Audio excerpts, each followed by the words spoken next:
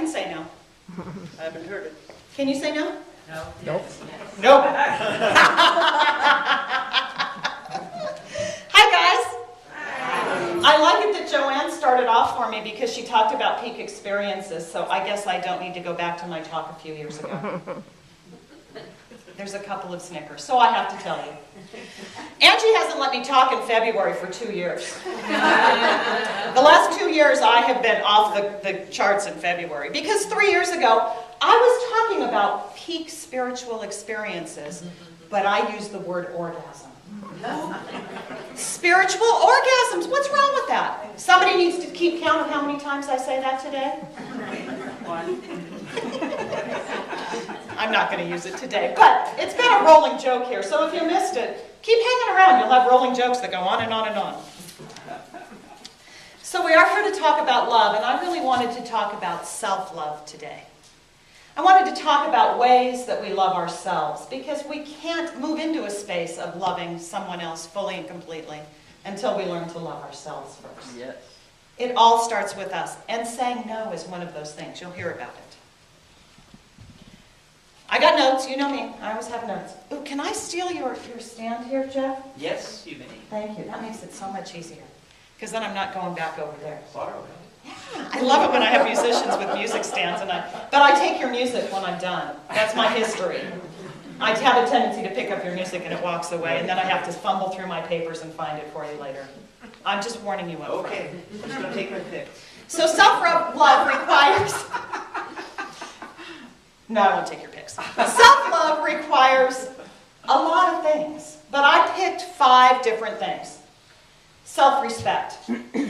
We need to start with self-respect. Self-reflection. We need to look at ourselves. We need to examine what's going on in our lives and in our experience. Self-discipline. Oh, we don't want to talk about that, but we will. Gratitude and surrender. So let's start with self-respect. We have to understand the truth of who and what we are. You know, so many of us, as we all know, start with concepts of we're less than, like the song. There's others that are bigger than me, and stronger than me, and smarter than me, and I don't add up. We grew up comparing ourselves to others, and we still do it as adults. We're in competition. Do you know why people aren't here today? Anybody know why it's a little quiet today? No, Bill Keel isn't here. Bill Fleming isn't here. Daytona. Do you see Rick? No. Rick's always here with me, isn't he? Yeah. NASCAR. They're watching Daytona. the Daytona 500. Now, I will tell you, Annie can attest to this. Rick put on his work clothes. He said, I'm behind on making drums. And we know darn well he's watching the race, isn't he? We'll see. He'll act like he hasn't seen it when he shows me the recording, but we know he's home watching the race. But competition is part of our lives, and we're raised in a society that uplifts competition and uplifts winners. And so we're left sometimes in our lives of feeling like we don't measure up. But that's not the truth. Because we all know here that the truth is that we all have special divine gifts. We all have something to offer.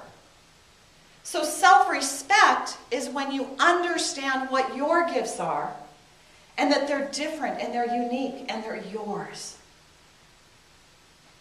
Nobody else has them. Nobody else has that combination. I look around this room and I'm seeing incredible talent. And I know so many of you so well that I know what some of your gifts are. And that's such a blessing that I know these people well enough to know what gifts they share with the world. That's amazing. But Joanne's gifts aren't like Jeff's. And Jeff's aren't like Annie's, and Annie's aren't like Lynn's.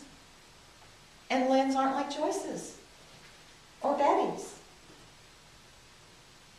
Everybody's different. We all have these divine gifts. If we all were the same, there'd only be one good thing in the world. That wouldn't be any fun.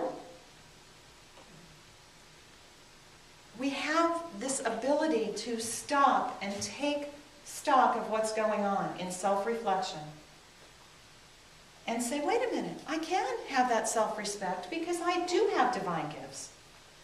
Do you know what your gifts are? Do you know what your talents and abilities are? Do you know what you have to offer? I know Maggie does. She's smiling. She knows what she has to offer the world. When we do that, we can then become authentic. When we move into this place of recognizing who we really are, then we can be that fully. We don't have to pretend to be something else. We're probably mostly beyond this, except maybe Colin back there in his 20s still. What? Colin's more authentic than most 20-year-olds. But remember when you were 20 and you were trying to fit in and you were trying to find a job and you were trying to make it in your life and stand on your own 2 feet and you do what you got to do to fit into society. I'm watching my children do this. I don't know if any of you have done the same, watching your kids do this. And then we grow up a little bit. And now I'm watching my children move into their 30s and becoming more authentically who they are and recognizing, I don't like this crummy job. Yeah, it pays good. But I'm not being me. That space of self-reflection allows us to see who and what we really are and move into it and be it. Being authentically, truly what we are and who we are. Do you know that you're a very valuable, worthwhile person? If you know that, raise your hand. Okay, almost everybody. Archie, you did not raise your hand. Archie, say with me, I am a very valuable, worthwhile person. I am a very valuable, worthwhile person. I can't attest to that. I know it's true. That's why when he didn't raise his hand, it can't hear me. No. That's true.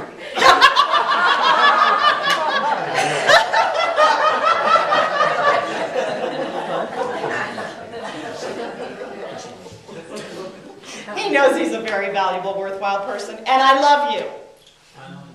Thank you. We are all very valuable, worthwhile people. Sorry. But we forget sometimes, don't we? I have found that the spiritual path doesn't mean that we stand on top of the mountain every minute of every day. It doesn't work that way. It means that we spend less time in the valley. Doesn't mean we don't go there. It's just instead of spending years or decades in the valley, we can spend days or hours. Doesn't mean we don't have our moments. But we come back out because we have the reminders that we learn here, that we are perfect, we are whole, we are complete just like we are, and that it's all okay. Okay, guys, now we got to move into that self-discipline. Who likes discipline? I do. Maggie does. Betty does. I like it when my dogs. You like it when your dogs are disciplined.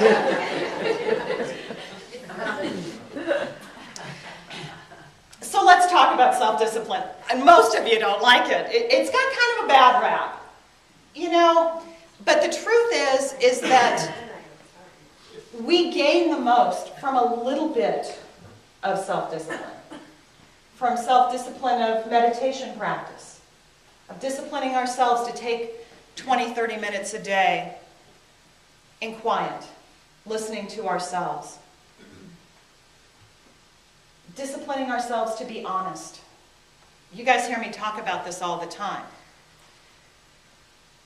It's become societal stuff that, you know, we have to be nice and I can't tell you the truth. I have to say I'm busy, I can't do that, instead of I'd really rather just stay home and relax.